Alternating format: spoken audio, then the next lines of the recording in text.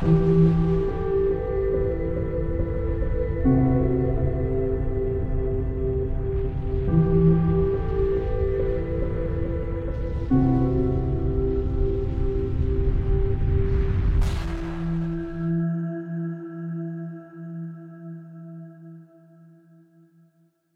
les amis, nous sommes le lundi 10 août 2020 et ce soir je voudrais parler de quelque chose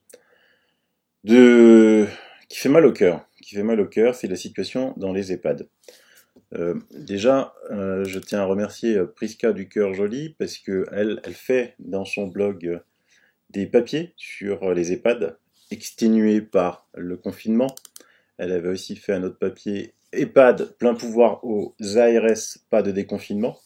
Là, il faudra qu'on se pose, on fasse une émission quand même un jour sur le rôle des ARS dans tous les domaines. On avait déjà vu avec l'émission avec Nicole et Gérard Delépine que l'ARS a beaucoup trop de pouvoir dans ce pays et dicte trop aux médecins ce qu'ils doivent faire, comme si eux avaient le savoir et que tous les médecins n'en avaient plus.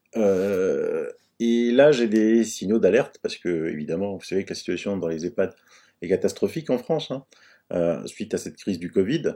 D'abord parce que ils n'ont pas été bien protégés, on n'a pas bien diagnostiqué, on les a pas traités, et surtout, à partir du 31 mars, vous le savez, Édouard Philippe et Olivier Véran ont signé un décret interdisant aux EHPAD, aux malades des EHPAD de se rendre dans un hôpital.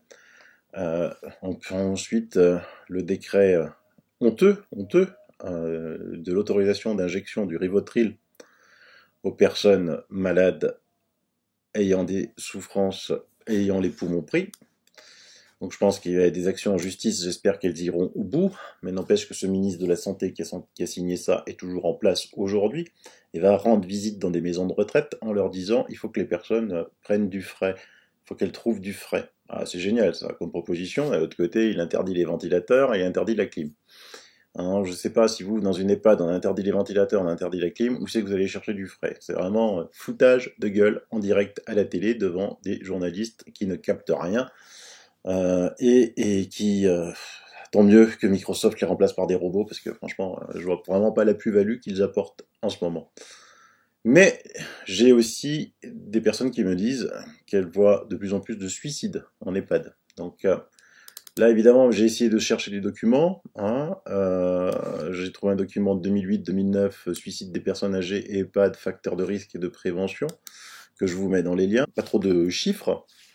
Ici, j'ai trouvé un article, mais qui est vieux, qui date des données de 2005-2007 de l'INSERM, qui dit que 2948 personnes âgées de plus de 65 ans décèdent par suicide en moyenne chaque année en France. Mais là, on est dans les suicides chez les seniors, on n'est pas vraiment dans les suicides dans les EHPAD. Et donc, c'est chez nos amis suisses que l'on trouve le plus d'informations. Un article qui est paru, que je vous mets aussi dans les liens. La tendance suicidaire des seniors a augmenté pendant le confinement. Alors, en fait, donc, qu'est-ce qu'il dit cet article? C'est que ça a augmenté de manière dramatique. Et alors là, on est en Suisse, c'est durant le semi-confinement, c'était pas confiné comme en France, surtout dans les EHPAD. Selon les responsables de l'antenne lucernoise de la main tendue, cette tendance s'est vérifiée dans toutes les régions du pays. L'isolement du semi-confinement a beaucoup nuit à la santé psychique des plus de 65 ans. En mai dernier, les seniors ont été 24% de plus à appeler la main tendue au 143 que le même mois en 2019, toutes régions confondues. Les aînés se sont plaints de solitude, de détresse psychique et aussi régulièrement de pensées suicidaires. Cette tendance a été particulièrement marquée en Suisse centrale et dans les cantons de Genève, de Berne et du Tessin. De nombreux seniors ont souffert de crises d'angoisse, d'autres de dégradation physique due au manque d'exercice. La fermeture des structures d'accueil de jour a également lourdement affecté les partenaires de personnes souffrant de démence. La peur de sortir a plongé d'innombrables seniors dans l'isolement, et ceux qui n'ont pas renoncé à leur promenade dans la nature l'ont souvent fait avec un sentiment de honte face au regard accusateur d'une partie de la société, comme l'a expliqué dans la matinale de vendredi Catherine Besançon, directrice de la main tendue vaudoise. Si l'on compare avec l'année précédente, les seniors ont beaucoup souffert de cette période difficile, ils ont été privés de contact et se sont plaints d'être stigmatisés. Lorsqu'ils allaient faire leurs courses, ils se sont sentis inutiles. S'exprimant dans le Luzerner Zeitung, le coprésident du Conseil suisse des aînés Roland Grunder, n'est pas non plus surpris par cette détresse des seniors. On les a extraits de la société et ça c'est mortel pour le troisième âge. On sait que les personnes âgées sont plus sujettes à la dépression. Pour Jacques de Coulon, philosophe et ancien recteur du collège Saint-Michel à Fribourg, le confinement a amplifié le sentiment d'inutilité des plus âgés. Les personnes âgées se sentent inutiles parce que nous vivons dans une société qui met en avant l'efficacité, le bonheur, et lorsqu'on on est un peu en dehors de ce système, on est considéré comme une personne inutile. De plus, je reçois des informations qu'il va falloir que je vérifie. Donc je vous mets dans les liens une interview du professeur Rancourt, qui rapporte dans cette interview que l'OMS préconisait de déplacer des patients atteints du Covid des hôpitaux vers les EHPAD. Et on me dit, c'est exactement ce qui s'est passé dans l'EHPAD 2. Bon, alors moi je trouve ça incroyable. Les gens étaient, en fait, les personnels soignants étaient outrés. En précisant toutefois que les patients venant de l'hôpital ne partageaient pas les mêmes chambres que les personnes âgées. Il est tout de même peu probable que le professeur Rancourt évoque cette pratique comme émanant des recommandations de l'OMS si tel n'était pas le cas. Cela pourrait signifier que cette recommandation a été appliquée dans toutes les EHPAD dirigées par l'administration hospitalière dans les régions les plus touchées de chaque pays. Du reste, durant l'épidémie, et sans s'en cacher, des directions d'EHPAD stockaient des EPI dans des armoires, mais absolument rien n'était distribué au personnel soignant. Alors un EPI, je vous rappelle, c'est un équipement de protection individuelle. Donc c'est les blouses, les surblouses, les gants, tout ça. Donc c'est quand même, on me rapporte quand même des choses très très graves. Et on rapporte aussi que, et pour être certain de bien désinhiber les défenses immunitaires des personnes âgées par le stress, les pompes funèbres en tenue de décontamineurs avaient organisé un véritable ballet macabre promenant les cercueils à travers les couloirs jusque dans les chambres des morts. C'est évidemment, on va enquêter là-dessus, on va mettre beaucoup de gens à contribution pour enquêter et remonter des informations à diverses sources. Il n'y aura pas que moi, bien sûr. Je sais que je suis particulièrement visé par beaucoup d'organismes. On me traite toujours, alors le petit mot, complotiste, c'est un complotiste. Je complote rien, je cherche la vérité. Et je cherche à savoir si des forfaitures ont été faites. Et surtout, vous n'avez quasiment plus aucun argument à faire valoir.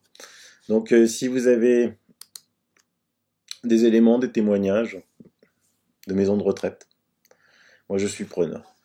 Donc ces personnes âgées en ce moment, elles se sentent beaucoup inutiles. Alors certaines mairies écrivent bonjour, la crise que nous traversons et les mesures sanitaires qui nous sont toujours imposées ne nous ont malheureusement pas permis d'organiser cette année nos sorties d'été car à la journée ou encore nos séjours à la semaine. Nous espérons vivement pouvoir vous proposer de nouveaux rendez-vous prochainement. Alors là, en raison des fortes chaleurs auxquelles nous devons actuellement faire face, la mairie vous ouvre ses portes dès aujourd'hui pour venir vous détendre dans une salle climatisée, et ce jusqu'au jeudi 27 août inclus. Cette date sera ouverte du lundi au vendredi entre 8h45 et 16h45. Vous pourrez venir vous asseoir et profiter d'une table pour lire ou jouer. C'est vraiment très gentil. Afin de vous accueillir en toute sécurité sanitaire, le port du masque, tout comme la désinfection des mains, sont obligatoires. N'hésitez pas à en profiter, c'est une offre tellement alléchante que je me demande comment ils vont faire pour ne pas profiter de cette offre extraordinaire. Donc on me répond que je suis chanceuse de vivre à Lyon, où la municipalité chouchoute ses seniors. Je me suis abstenu de répondre par le geste barrière, me semblant adapté à la situation. Plutôt que de marcher 800 mètres sous un soleil de plomb pour aller me masquer et taper le carton avec des seniors masqués, dont certains risquent de faire un malaise et donc de casser l'ambiance joyeuse et conviviale de la garderie municipale, puis de revenir chez moi sous le même soleil de plomb, je préfère rester dans mon appartement climatisé, avec un bon bouquin, des amis au téléphone, des voisins sympas, sans masque, et quelques sites sympas sur internet. L'invitation ne mentionne aucune boisson rafraîchissante, pourtant l'hydratation, c'est important en cas de canicule. Apparemment, pas non plus de prise de température à l'entrée. Dommage. Après 10 minutes en plein cagnard, j'aurais été curieuse de voir le résultat sur le thermomètre et la panique générée. Sur ce coup-là, je les trouve mauvais joueurs. Bon après-midi. Donc voilà, ça devient tout aussi stupide que aller se balader quand il fait près de 40 degrés avec un masque, alors que on sait, et je le répète et je le répéterai encore, que les UV du soleil tuent le Covid. Donc Il n'y a aucun risque. La dune du Pilat, inondée d'ultraviolet. Mettre un masque. Mettre un masque. Les rues parisiennes, certaines rues, faut mettre un masque. D'autres rues, c'est pas la peine d'en mettre. Franchement, vous avez vraiment pas l'impression qu'on se fout complètement de nous. Voilà, aujourd'hui j'ai publié pas mal de choses comme ça, hein, à droite à gauche, sur Twitter, sur Facebook, des manifestations à Stuttgart, à Dortmund, après les manifestations à Berlin. Les Allemands sont en force, ils sont là, ils font le job. C'est hélas un peu les seuls en Europe. Et ça, c'est vraiment dommage. Allez, bye bye, à demain, bisous.